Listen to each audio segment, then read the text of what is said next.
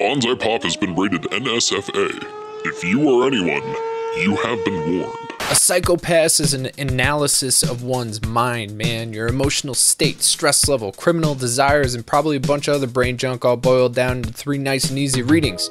Hue, cloudiness, and crime coefficient. A perfect psychopath is a clear white hue with a 0 crime coefficient. It's basically unachievable because, let's be real, all our parents made mistakes and we're all f***ed up in one way or another. But if you somehow had the perfect mental state in this dystopian, futuristic Japan, you would be considered eligible for any job, all education, promotional advancement at work, able to undergo extreme stress without worry of being overwhelmed or having a psychotic break or breakdown.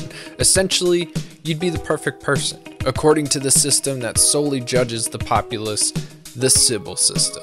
On the other hand, a criminal, or those of us with, trauma, baggage, mental health issues, etc., will have a cloudy psychopath with a darker hue, and their crime coefficient can go anywhere up over the 400s if their intent is at least, to watch the world burn. But it's not all extremes. Most people fall somewhere in the middle of the spectrum. Average citizens are anywhere in the 0 to 99 range. A safe space where good Samaritans living their everyday lives can legally go about their business uninterrupted. Now, over the 100 threshold, that qualifies a person for mandatory therapy because they passed into latent criminal territory. Now, anywhere over a score 300 is kill on sight. It's pretty intense. Psychopaths opens up a world seemingly near an advanced utopia, as long as you're mentally sound and don't mind having your life planned out for you by a secret system whose inner workings and mechanisms are completely hidden from the public eye. Considering making a living on YouTube has some not so subtle similarities to the Sybil system, it's not surprising I found a pretty profound connection with Psychopaths' theming. I'm gonna be honest with you, I like Psychopaths a lot as a thought piece, especially as a video topic, because now I get to thin out the weeds a little more in our viewership, and that's always fun. Believe it or not, Psychopaths is not a leftist warning about conservative totalitarianism, but it's actually kind of the opposite. It's a window into the future of a world turned too far towards big government. What real modern Democrats want, where peace is contrived by stopping crime before it happens, where nothing is off the table to reach that goal of utopia, including what essentially boils down to, eugenics. All sides are evil, my friend. You gotta stand firmly in the middle and lean where your heart bends. But yeah, Psychopaths is a story that dives deep into the human psyche and asks its viewers to think about the meanings of free will and freedom. But honestly, those topics have been done before, and I feel like some of those larger themes can get in the way of the smaller aspect of Psychopaths, which is mental health. Psychopaths' lessons hit more personally, more emotionally, and deeper when you take the time to consider the constant mental manipulation and fear that consumes the general public in the series. But to talk about that side of the show involves a willingness, to be a little bit vulnerable, to allow yourself to get hit while you're already down, to purposefully not look at the series objectively, but instead view Psychopaths within the subjective lens of art, taking it personally and possibly even getting offended by it. You gotta take that gut punch, sit with it, and understand the emotional storm if it hits you. So I'm not gonna lie to you, Psychopaths, it kind of upset me a lot. I had multiple nights of finishing episodes where I'd just sit and feel an unease in my gut, and yet I still loved it. So hopefully I can upset you and you'll still love me too. That'll be great. But think of this video not only as a, standard analysis, but as a personal journey as I try to untangle the emotional circus I swang through as I watched mentally unstable people paralyzed, killed, and forced into quote-unquote therapy. It's always fun witnessing a fantasy world that you would definitely never survive in, mostly because I am a criminal. But this is Psychopaths, Season 1, because it goes downhill. Anyway, let's get into it.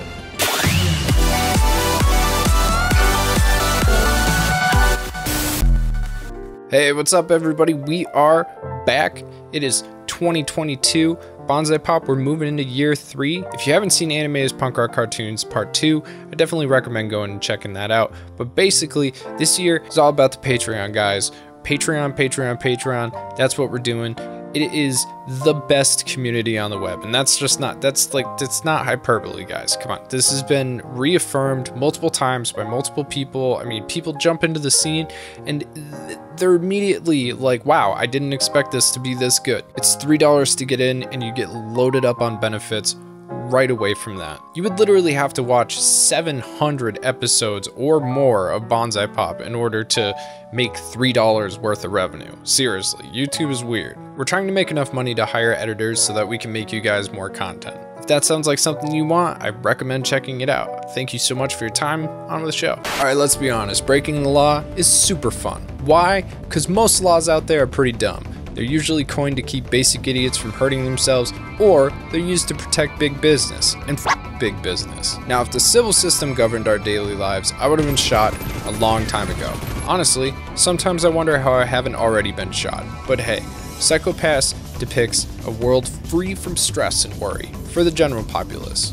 On paper, I'd love to live a stress-free life in a society full of stress-free people, but in practice, the only way to do that, is to quarantine those people that do bring about stress to society. You gotta put them in therapy, and if they can't get better, they'll just stay in a mental hospital forever, right? Win-win. You see, stress is contagious. I'm sure I'm not the only person who realized someone in their life was hurting their mental health. I mean, anytime I talk about something serious in a video, somebody gets all butthurt and cries about it. Now in Psycho-Pass, those people are isolated and often never heard from again. And honestly, that sounds nice until you realize that you would likely be stuck in there with them. There are some rare exceptions to this rule though, specifically people called enforcers. Now, enforcers are the human equivalent of police dogs. You know how we have an entire facet of psychology called criminal psychology that's used to get to the head of criminals to better understand their motives, intentions, and predict their next moves? It really works too. Super cool stuff. You can get down to predicting like whether the criminal may have a stutter or not. It's actually happened. Well, that's dangerous for a detective to do under this civil system, right? You could easily cloud up your Psycho-Pass by putting yourself into the mindset of a criminal. So the enforcers take on that role instead, because they are already latent criminals with no chance of lowering their crime coefficient enough to return to regular society.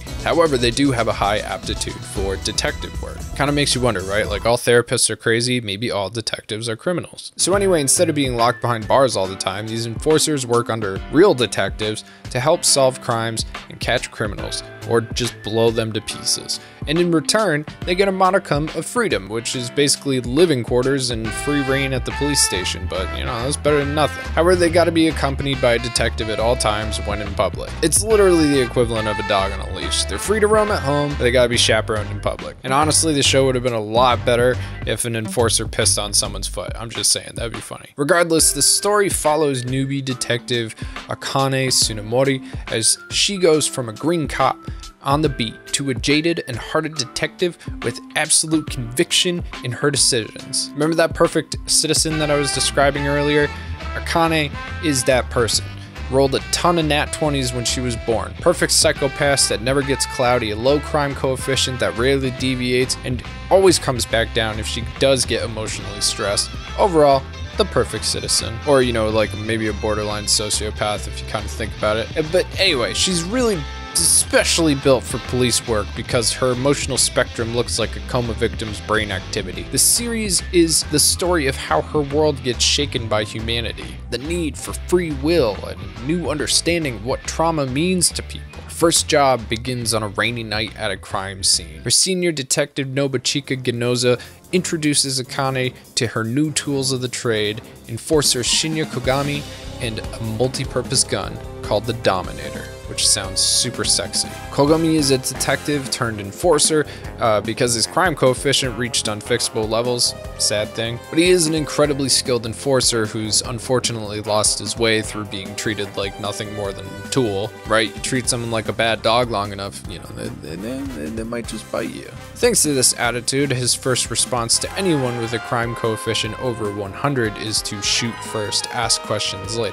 Like the Minnesota policeman that murdered Amir Locke during a no-knock raid that Amir had no involvement in. I mean, let's talk about the Dominators. Now these things are guns with directional microphones and like eye hologram stuff directly connected to the civil system. They basically can talk to whoever is holding them and will only unlock if the person is registered to use one. Now that, my friends, is gun safety. On top of that, if you point a Dominator at any person, they can immediately scan the person's current crime coefficient.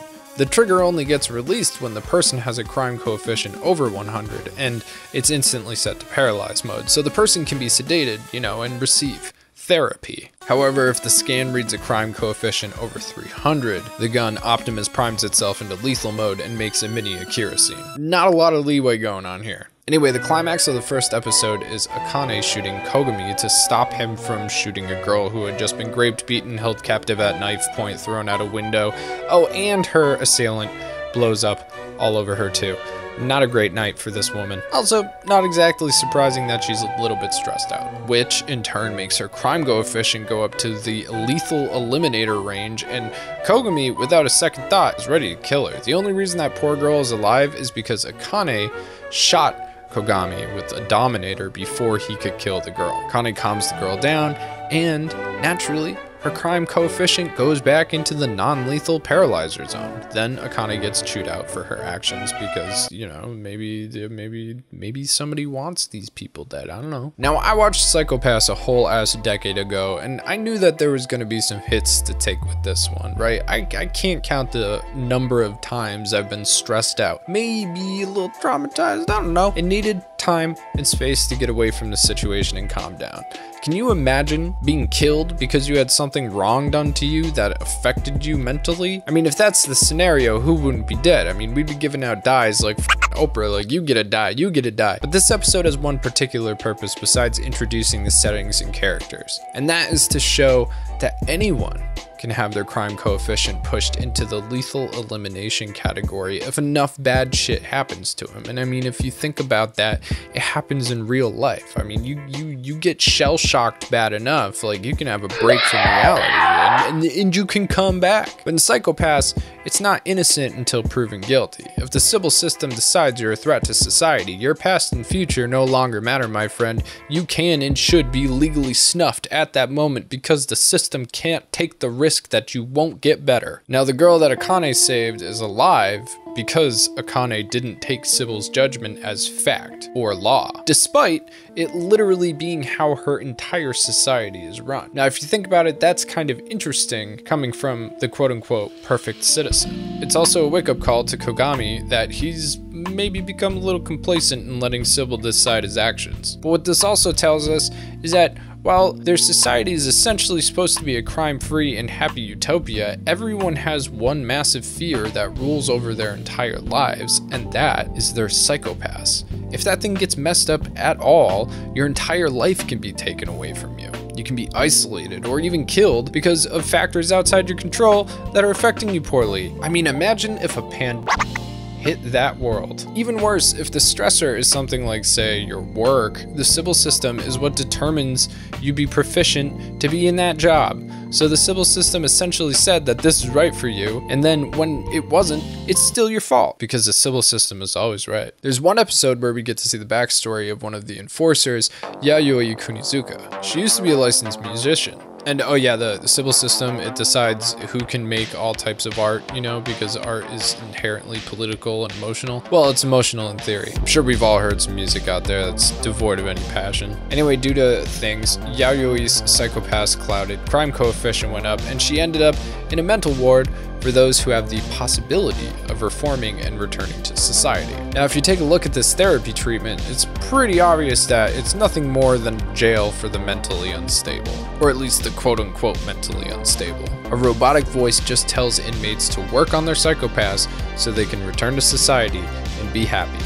Now, have you ever just tried to work on your mental health without any guidance or help? It's not exactly a walk in the park. Sure, you can try, but it's kind of like building a piece of IKEA furniture without the instructions. You're gonna fuck it up.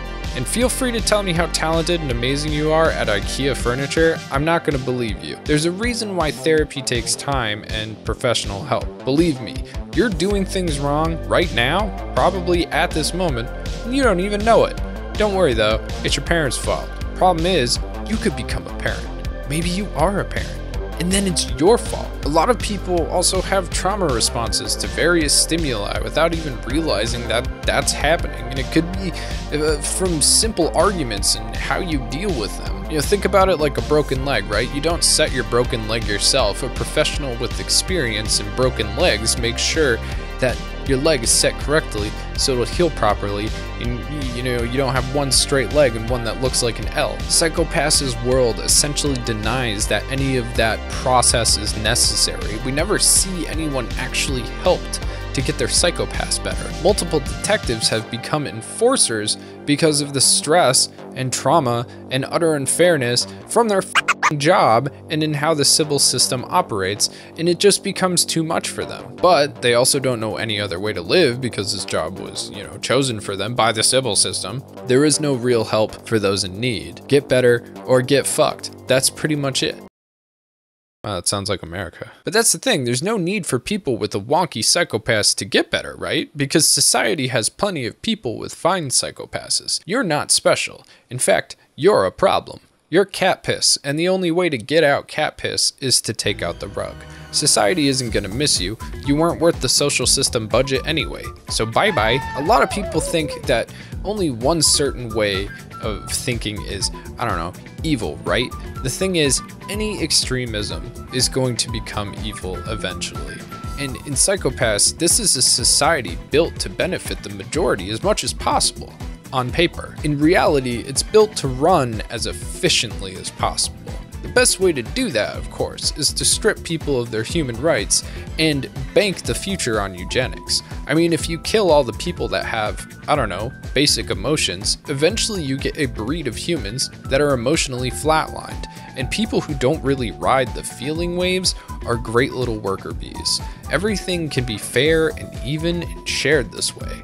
It's a utopia. And it's been tried. The issue is that the value of a human's life does not equate to their perceived value to society. Anywho, by the time Akane becomes a detective, the old ways of doing things have long been forgotten. And by old ways, I mean kind of the way that we do things now. Judges and juries don't exist. Innocent until proven guilty doesn't exist. All decisions for how society is run is left to the system, the civil system. So you can't fault people for not getting the right help. It doesn't exist. They don't even know what help would really be because they've only ever known the civil system's rule, which brings us back to the plot and the main antagonist. And his name is Shugo Makishima.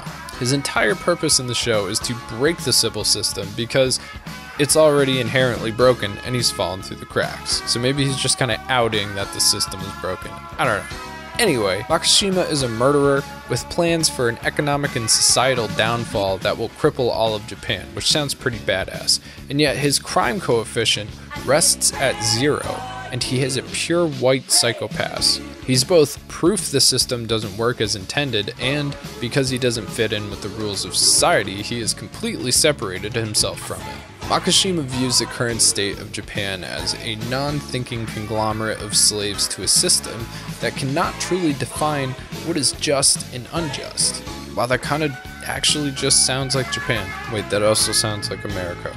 Watch out, everyone. However, the fact that he's asymptomatic when it comes to Psycho-Pass scans is something that he hates. I don't know, maybe he just wants to fit in, which just shows, his detachment from society, since the majority of the public would find that to be an amazing gift. In short, he's been isolated from this culture since birth, and as such is not afraid of the looming terror everybody else feels. He's unconstrained by the chain of the civil system, and since he lives outside it, he has a better view on its effects on society than anyone else. It's just ironic that he, wants to have a fucking Psycho-Pass. I don't get this dude. Of course, none of this makes him a good person. He kills at will and tries to cause the entire country to implode on itself, no matter how many lives are sacrificed. Though I guess the country kind of exists on similar principles, so he, maybe that's just what he learned. Japan is held captive by a system no one truly understands or has any control over. In the end, Psycho-Pass is truly a story of evil versus evil, and it's not completely clear which evil is worse when you really think about it. The issue with Makishima is that he has somewhat good intentions, right? He's trying to get the general public to decide their lives and feel things for themselves. But this is completely overshadowed by the way he tries to get to his results. Corrupting mentally unstable people into giving into their often deadly desires, breaking the law. Breaking the law is fine, break the law. But he kills, he steals, he destroys stuff, etc. That's bad. He's a violent sociopath, but a sociopath that can see the utter lack of free will and continuous constraint that the Psycho-Pass scans put on the public. He's kind of like the Clockwork Orange version of Robin Hood. But the point of Makishima's character is not just to antagonize society and the police. He also shows Akane that there is another way that a society can be, and that the Sybil system is far from perfect. In fact, it's totally broken. The show ends with her retaining her ideals that people shouldn't just be killed because the system says so. Which, I mean, that sounds like pretty basic thought. I'm not going to go into season 2 in this video except for the very first episode, which shows Akane talking a criminal down from a 300 plus crime coefficient to a 299, so she can paralyze him instead of killing him. Now, if the difference between killing a person and just subduing them is a minute of calm words, that really gives the viewer an in-depth look at how this society is actually run. The rules are so immensely important that anyone who could possibly threaten them must be destroyed, even if they could come back from the brink. So where does that leave us? What's the point? Why am I talking about, a 10-year-old show that was, kind of middle of the road? It's just a dystopian fantasy story. Or is it? Honestly, I think the main purpose of Psycho-Pass, underneath the themes of free will and freedom from repression, is to show the parallels of our own world. Or at least maybe. I mean, this is Japan we're talking about. It's not exactly mental health capital of the earth here. That being said, people who make manga and anime are generally weirdo outcasts, so there could be some really deep personal feelings being stitched into this series. But even in America, hell, especially in America, people are ostracized for their mental health issues every day. I've known people who were barred from activities they desperately wanted to do because of anxiety issues. I've known people who were scared to get diagnosed for mental illness because it could affect their ability to get jobs or life insurance, not to mention people who just can't work normal 9-to-5s or regular hours because of mental health issues. And let's not forget that mental health is also directly tied to your physical health and vice versa. If you're in pain, you're not going to be happy. On the flip side, if you're not happy, you may end up in a lifestyle that eventually causes you pain, even chronic pain. We live in a society, and that society already isn't kind to people who need help. Therapy has always had a negative connotation attached to it, for as long as I've been alive at least. Same with disability. It seems like only recently that people are starting to accept that it can be helpful for basically anyone to have a mental health checkup and talk to a professional about how they feel. I mean, don't get me wrong, they're being cringy about it, but if you stay off TikTok, you can avoid most of that. But I think what bothers me the most is that Psycho-Pass is a world designed to be perfect, and to live in it, all the citizens have to be perfect too. I mean, that makes sense. It wouldn't be perfect if the people there weren't perfect. But is that really a human society? I learned real young that perfect isn't possible. Sometimes adequate isn't even possible. Fuck math. But this is especially true when it comes to mental health, right? We all have good days and bad days. We all have ups and downs. Giving 100% today might be impossible tomorrow. Also, your 100% may not be equivalent to my 100%, and that can also change day to day as well. Sometimes yours might be way more than mine. Sometimes mine might be way more than yours. Perfection doesn't exist because we are human. We are inherently flawed. We are monkey. Okay. And because of that, we're also inherently unique. And I mean, the Sybil system doesn't even consider the idea of post-traumatic growth, right? Like, after a traumatic experience, people will often go through a somewhat natural personal growth, assuming that they don't yeet themselves off of a high place or collapse into horrible drug dependency and die in a gutter.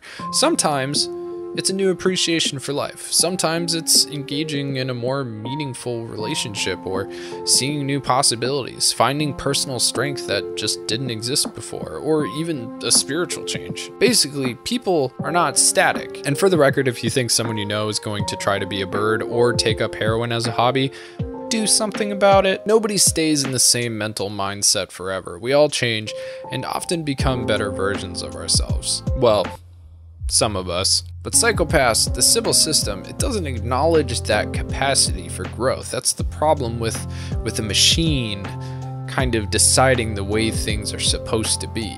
For us to become different people through growth, natural or purposeful. And I think that's what hit me when I was watching it the most.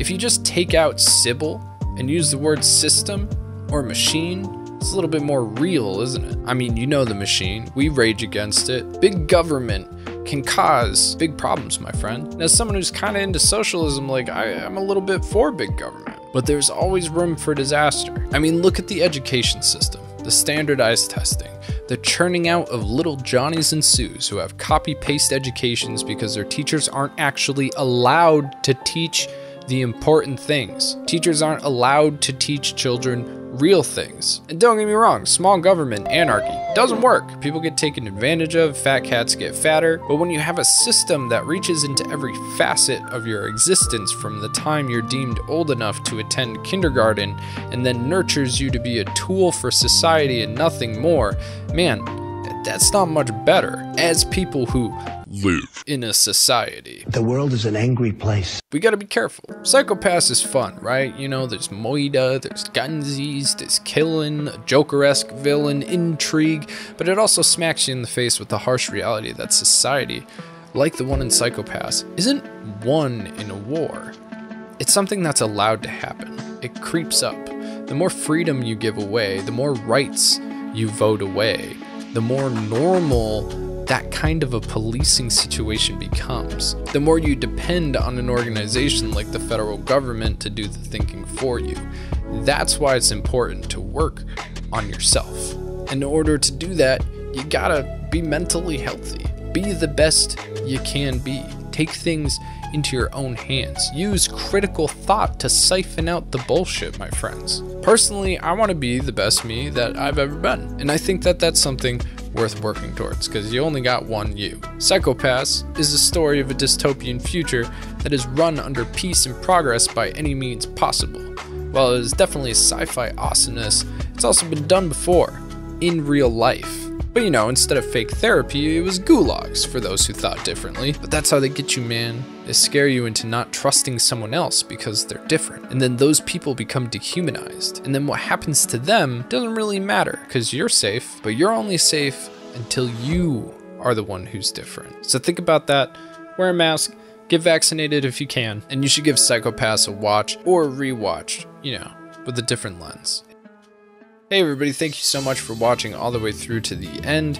I would just like to shout out our lucky patron of the week, that is Adrius Vale, and of course our high tier patron of the week, who happens to be Calamity Coon. Guys, we really want this year to be a big year for the channel, and by that, I just mean that we're going to be putting out bigger, better videos like we did last year, but more of them, right? So we're trying to get the funds up so that we can hire editors to do that. Editing is a bottleneck, so if that's something that you're interested in, something you want to see, please check out our Patreon.